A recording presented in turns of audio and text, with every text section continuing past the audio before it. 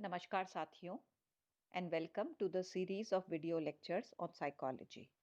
मैं doctor Arpita Chaudhary, associate professor, GD government girls college, Alwar. आज अपन बात करेंगे ethical issues in psychological testing. बच्चों, जैसा आपको पता है, पहले मेरे जो कुछ वीडियोस हैं उनमें अपन ने टेस्टिंग की बात करी थी। अपन ने बात करी थी टेस्ट की क्या इंपॉर्टेंस होती है, टेस्ट कैसे बनाया जाता है, और साइकोलॉजी के अंदर टेस्ट जो होता है, परीक्षण होता है, उसका एक बहुत महत्वपूर्ण स्थान होता है। तो आज बेसिकली अपन बात करेंगे कुछ नैतिक समस्याएं जो परीक्षण से संबंधित है, और हमें मनोवैज्ञानिकों को जिससे रूबरू होना पड़ता है उसके बारे में। चलिए शुरू करते हैं। सबसे पहली जो समस्या है वो है प्रॉब्लम रिलेटिंग टू कॉन्फिडेंशियलिटी, गोपनीयता से संबंधित समस्या। देखिए, हमें हमेशा साइकोलॉजी में टेस्ट करते टाइम जो क्लाइंट होता है उसको टॉप प्रायोरिटी देनी होती है, उसके कल्याण को ध्यान में रखना होता है।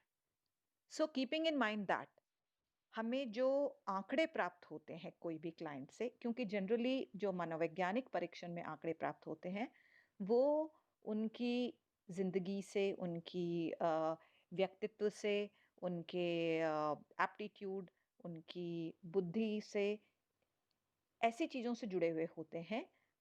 तो हमें उनको बिल्कुल गोपनीय रखना होता है, और ये बहुत ज़रूरी है कि हम क्लाइंट से संबंधित कोई भी जानकारी की गोपनीयता भंग ना होने दें। और अगर किसी भी सूरत में अगर हम क्लाइंट का ये विश्वास तोड़ते हैं तो जो साइकोलॉजिस्ट है उसके अगेंस्ट लीगल एक्शन भी लिया जा सकता है। हाँ, कुछ एक्सेप्शंस होते हैं, पर्टिकुलरली जहाँ पर जो क्लाइंट है उसको कोई खतरा है, या उसको कोई और किसी जो उसके भलाई के लिए अगर हम उसको या वो अपनी रिटन कंसेंट देता है कि भई आप शेयर कर सकते हो, तो इन दैट सिचुएशन हम उसके आंकड़ों को जो प्रोफेशनल्स हैं या जो पुलिस है, जहाँ पे भी ज़रूरत है, तो याद रखिए ये सबसे अहम है कि सिर्फ़ उसकी भलाई के लिए, या वो अगर परमिशन देता है तभी हम उनको साझा कर सकते हैं। तो ये सबसे जो मनोवैज्ञानिक परीक्षणों में ये सबसे बड़ी नैतिक समस्या आती है कि हमें गोपनीयता को बनाए रखना होता है। उससे जो भी जानकारी प्राप्त होती है वो हम कहीं पे भी लीक नहीं करेंगे। ठीक है? ओके। अनदर प्रॉब्लम जो कि हम फेस करते हैं वो है problem relating to informed consent. देखिए, अ, हमें एज अ साइकोलॉजिस्ट जो क्लाइंट है उसको जानकारी देनी चाहिए, परीक्षण से संबंधित, परीक्षण किस चीज़ से संबंधित है, उसके उद्देश्य क्या हैं, और उसके परिणामों से संबंधित परिणाम, उसके क्या-क्या यूज़ेस हो सकते हैं टेस्ट के, और सबसे इम्पोर्टेंट चीज़ कि हमें उसकी सहमति प्राप्त करनी चाहिए। उसकी सहमति प्राप्त करे बिना हम टेस्ट नहीं कर सकते उसके ऊपर। सो दिस इज़ इम्पोर्टेंट कि हम उसको सूचित करें पहले, एंड देन उससे सहमति प्राप्त करने के बाद ही उसके ऊपर टेस्ट एडमिनिस्टर कर सकते हैं। ठीक है? तो this is a very important and ethical issue, क्योंकि कई बार हम अगर इस चीज़ को हल्के में ले लेते हैं तो इसके दुष्परिणाम हो सकते हैं। सो हमें ये ध्यान रखना होता है कि हम अपने क्लाइंट को सूचित करें और उसकी अनुमति प्राप्त करें। इसके अलावा there are problems relating to security and welfare of the client. देखिए, मैंने आपसे पहले भी बोला कि हमारे लिए जो हमारा क्लाइंट है, as a psychologist, the top most priority, हमारी जो सबसे उच्च प्राथमिकता होती है वो होती है क्लाइंट की सुरक्षा और उसका कल्याण। तो किसी भी सूरत में हमें during the administration of the test client को किसी भी प्रकार का फिजिकल, मेंटल नुकसान नहीं होना चाहिए, उसको कोई क्षति, उसको कोई परेशानी हमारे टेस्ट करने से नहीं होनी चाहिए। तो हमें ये ध्यान रखना होगा कि हम उसकी फिज़िकल और मेंटल हेल्थ को कहीं भी या उसको किसी भी सूरत के अंदर हम उसको परेशान ना करें। ठीक है? ओके, मूविंग फॉरवर्ड, ये भी एक बहुत अहम समस्या होती है साइकोलॉजिकल टेस्ट के अंदर। This is problems relating to labelling. Labelling क्या होता है? देखिए, हम जो मनोवैज्ञानिक परीक्षण होते हैं, पर्टिकुलरली जहाँ पे जैसे बुद्धि से संबंधित हैं या जो क्लिनिकल साइकोलॉजी से संबंधित मनोवैज्ञानिक परीक्षण हैं, वहाँ पर हम जो टेस्ट टेकर है, जो हमारा क्लाइंट है, हम उसको अपने जो कंक्लूजन्स के आधार पर हम उसको, जैसे सपोज़ हम ये कह देते हैं कि भई आईक्यू किसी की कम है, मेंटल रिटार्डेशन है, या जैसे मैंने आपसे बोला क्लिनिकल साइकोलॉजी के अंदर हम किसी व्यक्ति को कहते हैं कि ये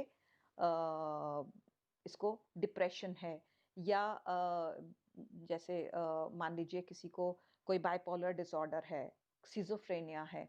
तो इस तरह की देखिए अभी भी हमारे कंट्री में पर्टिकुलरली इंडिया के अंदर साइकोलॉजी को एक बहुत खुले उससे एक ब्रॉडली नहीं देखा जाता, बहुत वेलकमिंग रूप में नहीं देखा जाता है। और इसके तो अगर हम लेबल करते हैं, तो उसके वजह से जो क्लाइंट है, वो जैसे हमने मान लीजिए किसी को मेंटली रिटार्डेड या डिप्रेस्ड या बाइपोलर डिसऑर्डर का बता दिया, तो समाज के अंदर उसकी जो छवि है, कहीं न कहीं उसको वो धूमिल हो सकती है, उसको उसका हर्जाना भरना पड़ता है, क्योंकि समाज अभी भी साइकोलॉजिकल प्रॉब्लम्स को पूरे खुले विचारों से नहीं देखता है। तो इट इज़ वेरी जैसे मैंने आपसे कहा कि इसके साथ में एक स्टिग्मा जुड़ा हुआ होता है, एक जैसे उसको लगता है कि कहीं न कहीं कलंकित वो हो गया है, तो it is not seen in a very broader perspective. तो ये भी एक एथिकल प्रॉब्लम साइकोलॉजिकल टेस्ट में आती है, और हमें इसको बहुत ही सेंसिटिवली संवेदनशील तरीके से हैंडल करना होता है। तो कोई भी जानकारी पहले हम उसको क्रॉस वेरीफाई करें और उसके बाद हम बहुत सही और तरीके से उस तक कम्युनिकेट करें। तो दिस इज़ वेरी इम्पोर्टेंट। इसके साथ-साथ there are problems relating to invasion of privacy. देखिए जैसे मैंने पहले भी कहा था कि जो हम साइकोलॉजिकल टेस्ट करते हैं, वो उससे जो आंकड़े प्राप्त होते हैं, वो जनरली क्लाइंट की पर्सनल लाइफ, उसकी इंटेलिजेंस, उसकी पर्सनालिटी, उसकी एप्टीट्यूड, उसके interest, so these are something very बहुत निजी चीज़ें होती हैं जो कि जनरली व्यक्ति दूसरों के साथ शेयर करना पसंद नहीं करता, या वो नहीं चाहता कि वो कभी भी लोगों के बीच में आए। सो जनरली साइकोलॉजिकल टेस्ट को निजता पे निजता में हस्तक्षेप के रूप में देखा जाता है। They are seen as invasion of privacy, और इसीलिए अम, कई बार जो टेस्टी होते हैं, ये जो क्लाइंट होता है, वो अपनी सही इन्फॉर्मेशन बताना नहीं चाहते, और क्योंकि उनको कहीं न कहीं लगता है कि उनकी निजी ज़िंदगी पे हस्तक्षेप हो रहा है। तो ये भी एक बहुत नैतिक मुद्दा मनोवैज्ञानिक परीक्षणों के सामने आता है, और जिससे मनोवैज्ञानिकों को रूबरू होना पड़ता है। इसके अलावा जो समस्या हमें आती है मनोवैज्ञानिक परीक्षण में, that is problems relating to test security. देखिए, अभी तक हमने ज़्यादातर जो प्रॉब्लम्स, जो समस्याएँ करी थी, they were related to the client, ठीक है? अब हम बात करेंगे कुछ टेस्ट की सुरक्षा से संबंधित। देखिए, जो टेस्ट होता है, एक मनोवैज्ञानिक परीक्षण, वो it's like a professional tool. ये मनोवैज्ञानिकों के हाथ में एक वेपन की तरह का काम करता है, जिससे कि वो व्यक्ति से संबंधित जानकारियाँ प्राप्त करके उसके भले के लिए इस्तेमाल, उसके असेसमेंट के लिए या उसको काउंसलिंग के लिए या गाइडेंस के लिए इस्तेमाल कर सकता है। तो ये बहुत ज़रूरी है कि साइकोलॉजिकल टेस्ट सिर्फ वही लोग इस्तेमाल करें जो कि ट्रेन्ड हों, जो कि प्रशिक्षित हैं, जो कि जानकारी रखते हैं कि इसको कैसे इस्तेमाल करना है। सो ये बहुत अहम चीज़ है कि अगर कोई अनजान व्यक्ति साइकोलॉजिकल टेस्ट को इस्तेमाल करता है तो वो बहुत घातक हो सकता है। सो दिस इज इम्पॉर्टेंट कि सिर्फ trained, only trained persons can use psychological test, otherwise इसके बहुत भयंकर दुष्परिणाम हो सकते हैं। इसके साथ साथ चूजिंग एन अप्रोप्रिएट टेस्ट, कौन सा टेस्ट इस्तेमाल करना है, क्योंकि देखिए मैंने अपने पुराने वीडियोस में भी बताया था कि एक पक्ष, जैसे सपोज आपको इंटरेस्ट मेजर करना है, रुचि परीक्षण करना है, तो उस पे बहुत सारे टेस्ट्स हो सकते हैं। बुद्धि के लिए बहुत सारे हो सकते हैं, एप्टीट्यूड के लिए बहुत सारे हो सकते हैं। तो उनमें से सही परीक्षण का इस्तेमाल चयन करना, कब करना है, किन लोगों पे करना है, ये सारे बहुत अ, अहम मुद्दे हैं। तो इनका भी हमें ध्यान रखना होता है। और इसीलिए मैंने बोला कि दिस इज़ अ प्रॉब्लम कि अगर हमें नहीं पता तो उसके दुष्परिणाम हमें भुगतने पड़ते हैं। सो कौन सा टेस्ट, किन-किन लोगों पर, कब इस्तेमाल करना है, ये बहुत अहम जानकारी है। और इसके साथ-साथ एक और बहुत अहम चीज़, जो अहम समस्या सामने आती है, वो है यूजिंग अप्रोप्रिएट नॉर्म्स। जो मानक हैं वो बिल्कुल सही, इसीलिए मैंने जो पुराना जब अपन ने बात करी थी कि जो मानक होते हैं वो सही रिप्रेजेंटेटिव होने चाहिए, और उसके साथ साथ हमें जिन टारगेट पॉपुलेशन को हम इस्तेमाल कर रहे हैं उनकी ज़रूरतों पे, उनकी जो बैकग्राउंड फैक्टर्स हैं उनके प्रति हमें संवेदनशील होना चाहिए। सपोज़ हम बच्चों पे कर रहे हैं तो हमें उनकी समस्याओं, उनकी परेशानियों, उनकी अ, जो अहम चीज़ें हैं उनके प्रति संवेदनशील होना बहुत ज़रूरी है। तो जो नॉर्म्स या मानक हम इस्तेमाल करते हैं, वो पहली चीज़ रिप्रेजेंटेटिव होने चाहिए, और हमें पता होना चाहिए कि हम उसी टारगेट पॉपुलेशन के ऊपर उस टेस्ट को करें। सो ये एक बहुत इम्पोर्टेंट इश्यू है जिसका कि हमें ध्यान रखना चाहिए। Another problem that we face is interpretation of test scores. जो हमें आंकड़े प्राप्त होते हैं टेस्ट करने के बाद, उसकी व्याख्या से संबंधित समस्या।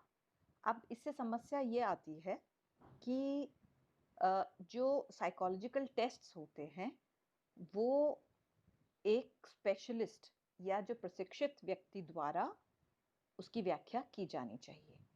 अगर कोई अनजान व्यक्ति जिसको नॉलेज नहीं है टेस्ट के बारे में, वो इस कार्य को करता है तो इसके भयंकर दुष्परिणाम फेस करने पड़ सकते हैं। इसके अलावा अगर व्याख्या सही तरीके से नहीं की गई, करी तो सही व्यक्ति ने, लेकिन अगर व्याख्या करने में कोई गलती हो जाती है तो भी हमारे परिणाम गलत हो जाते हैं और हमें दिक्कत आ सकती है। तो दिस इज़ वेरी इम्पोर्टेंट कि जो आंकड़े हमें प्राप्त होते हैं वो एक स्पेशलिस्ट या प्रशिक्षित व्यक्ति द्वारा ही उसकी व्याख्या की जाए। अदरवाइज, जैसा हमने पहले बात करी, अगर हम व्यक्ति गलत रिजल्ट्स दे देते हैं, किसी को गलत लेबल कर देते हैं, तो उसके परिणाम दुष्परिणाम काफ़ी ज़्यादा हो सकते हैं। Moving ahead, there are problems related to test publication. देखिए, जो मनोवैज्ञानिक परीक्षण होते हैं, स्टैंडर्डाइज्ड टेस्ट होते हैं, मानकीकृत परीक्षण होते हैं, वो जैसे मैंने आपको बताया कि एक बहुत इम्पोर्टेंट साधन है असेसमेंट में या मनोवैज्ञानिकों के पास में।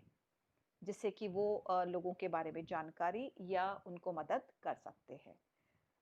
तो जनरली जो इस टेस्ट का एक मैनुअल होता है या हम कह सकते हैं एक टेक्निकल हैंडबुक होती है जिसमें उस परीक्षण से संबंधित सारी उसके उद्देश्य, कौन-कौन उसको यूज़ कर सकता है, उसकी रिलायबिलिटी, वैलिडिटी, ये सारी जानकारियाँ मैनुअल में दी गई होती हैं।